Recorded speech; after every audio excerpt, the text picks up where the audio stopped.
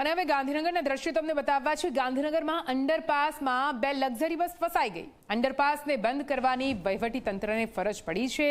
Collector કચેરી સામે બનેલા અંડરપાસમાં કઈ રીતે પારાવાર મુશ્કેલીના દ્રશ્યો સામે આવી રહ્યા છે। ઝી 24 કલાકની સ્ક્રીન પર એક્સક્લુઝિવ આ દ્રશ્યો જુઓ। દર વખતે વરસાદ સમયે અંડરપાસમાં પાણી ભરાય છે। પાણી ભરાવાની સમસ્યાથી લોકોને ભારે હાલાકી પડે છે। અને આજ વિશે વધુ માહિતી સાથે સંવાદદાતા હિતલ જોડાઈ ગયા છે લાઈવ।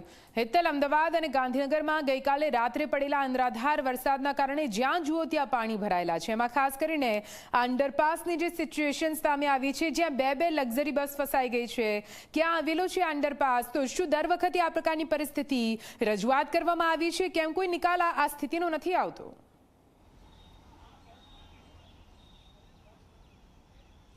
નિધિ, ચોક્કસ એવું કહી શકાય કે અંડરપાસ જે છે એ અંડરપાસ એક તો પહેલાં જિલ્લા કલેક્ટર કચેરીની સામે જ આવ્યો છે। જે જગ્યાથી જિલ્લાનું વહીવટીતંત્ર ચાલે છે એ કલેક્ટર કચેરીની સામે જ આવેલો આ અંડરપાસ છે। એ અંડરપાસ મહાત્મા મંદિરથી સચિવાલયથી મહાત્મા મંદિર તરફ જવાનો જે રસ્તો છે એ રસ્તો બંધ કર્યો, એટલા માટે અંડરપાસ 4 વર્ષ પહેલાં બનાવવામાં આવ્યો હતો। પણ દર વખતે વરસાદ પડતાની સાથે જ આ અંડરપાસમાં પાણી ભરાઈ જાય છે અને વાહનો અને પારાવાર મુશ્કેલીનો સામનો કરવો પડે છે। નીતિ, બીજી મહત્વની બાબત એ છે કે આની ડિઝાઇનમાં જે પાણીનો નિકાલ કરવાની જે ડિઝાઇનમાં એમાં ખામી છે એ વહીવટીતંત્ર પણ જાણે છે, પણ દર વખતે લેપાપૂતી કરે છે અને પાણીનો નિકાલ થશે અને થઈ જાય, પાણી જ્યારે આવે ત્યારે માત્ર ને માત્ર અંડરપાસ બંધ કર્યા સિવાય બીજો કોઈ વિકલ્પ રહેતો નથી। અત્યારે આ સીધા દ્રશ્યો જોઈ શકો છો કે એમાં લક્ઝરી બસ, બે લક્ઝરી બસ છે ત્યાં ફસાઈ ગઈ છે, પાણીમાંથી બહાર નીકળી શકે એવી નથી। અને અત્યારે જે સ્ટાફ અહીંયા ઊભો છે,